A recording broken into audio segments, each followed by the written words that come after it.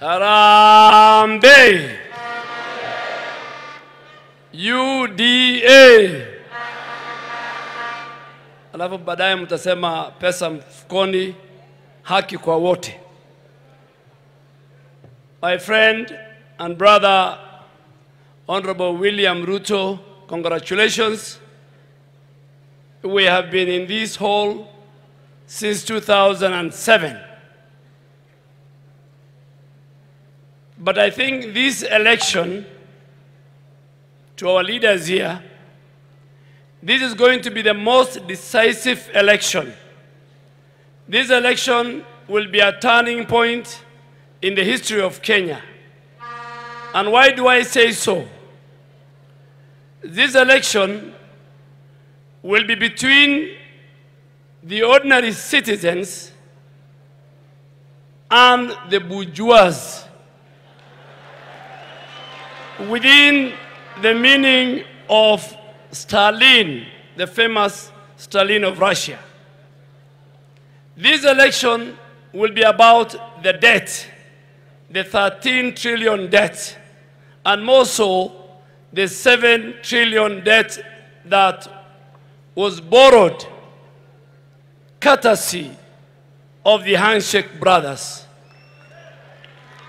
This election will be decisive, and I want to speak for where I come from and the religion that I profess. This election will be about end to impunity and extrajudicial killings. Many Kenyans, never in the history of this country, under a robust Bill of Rights, their bodies are found in our best of our rivers, in the Yala River and in Tana River. Many mothers in northern Kenya, and we will go to Wajir, Garissa, and Mandera, and Lamu, and Kwale. Many women have lost their brothers, their husbands, their sons, through state-organized extrajudicial killing. This government that we are going to form must stop and must protect the lives of innocent Kenyans. This election is going to be about protecting the 2010 Constitution. This election will be about those who tell us that for you to ascend to public office, your father and your family must have a history.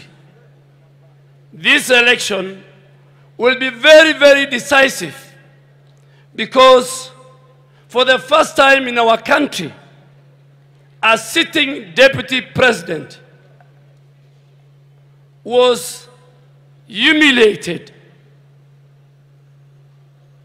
both in his personal capacity and in the office that he holds, that the Constitution created. And I want to thank the framers of the 2010 Constitution that insulated the office of the Deputy President. If that was not done, today William Ruto will not be sitting here as the Deputy President of the Republic of Kenya.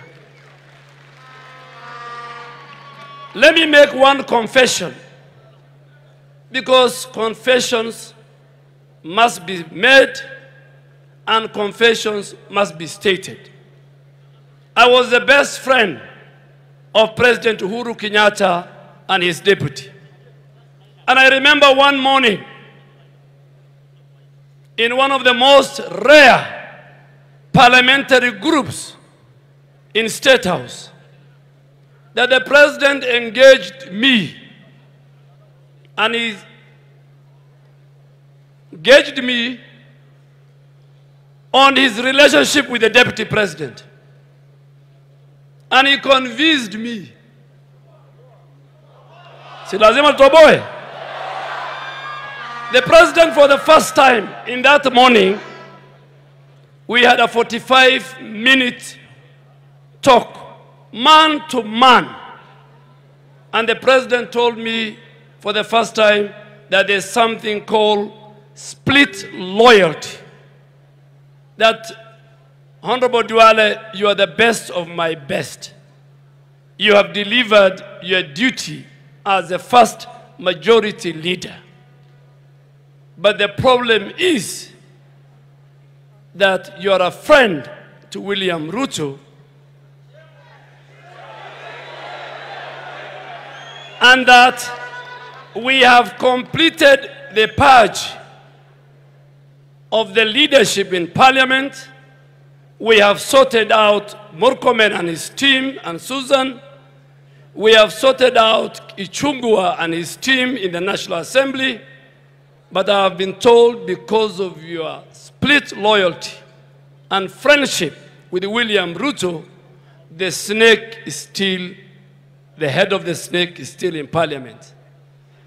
And I had only one answer for President Uhuru Kenyatta, my very good friend. I told him I'm a man of God, and I'm a Muslim, and I have walked a long journey with William Ruto. I am ready.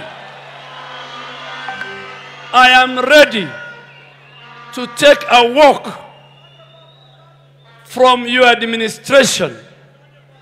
I am ready to take a walk with the coveted constitutional office of the leader of majority than me being involved in your politics of deceit and betrayal and backstabbing. I shook his hand, and we went and walked to the parliamentary group. I will give you more when you get an opportunity to read the book that I'm about to complete.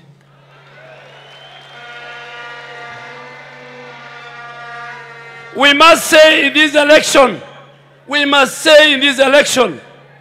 that we are tired of politics of deceit, of betrayal, by more so those who occupy the highest office in our land. And my good friend, Honorable William Ruto, when you become a president, inshallah, I want to beg you, please don't allow brokers and drunkards and thugs who will work in your office to undermine and humiliate both the character and the person and the office of future deputy presidents who I am sure they are sitting among us here. You must stop that. And because you're a man of God, since 1963, when Jomo Kenyatta became president, since Mzee Moi's time, and now under President Uhuru Kenyatta, the common denominator in the Kenyan politics was none other than politics of deceit, backstabbing, and betrayal. That must end. And that's why over 145 members of parliament of the National Assembly from all regions and all communities and all religions, we stood on the high moral ground and say, we will not leave William Ruto at the slaughterhouse. We will not. Today is a good day, and my final comment is this. It is very sad to hear Gideon Moi, who in my opinion is a product of corruption,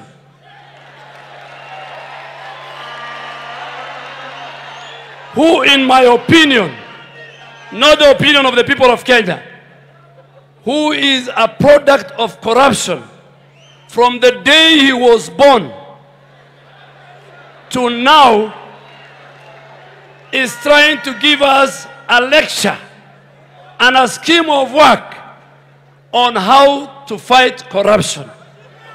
And I am so happy that in the event his proposal and suggestion on how to deal with the corrupt people passes, I want to ask my friend Senator Gideon Moi, you will be the first one to be hanged. Thank you very much. God bless you all.